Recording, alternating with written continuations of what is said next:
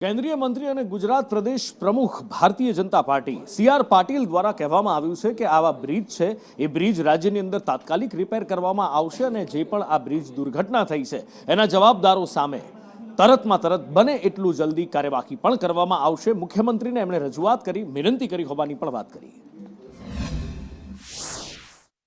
કોઈ પણ બનાવ જ્યારે બને છે ત્યારે સરકાર એ કોઈની પણ હોય એ ચોક્કસપણે ઇન્ક્વાયરી કરતી હોય છે, પણ હું આપને એમ કહીશ કે આની અંદર પગલાં લેવાના શરૂ કર્યા છે। ગુજરાતના માનનીય મુખ્યમંત્રી શ્રી ભૂપેન્દ્રભાઈ પટેલ એમણે પણ કેટલાક અધિકારીઓને સસ્પેન્ડ પણ કર્યા છે અને હું પણ એમને વિનંતી કરીશ કે જરૂર એમાં કડકમાં કડક પગલાં લે, દોષિતોને કોઈ પણ હાથમાં છોડવા જોઈએ નહીં।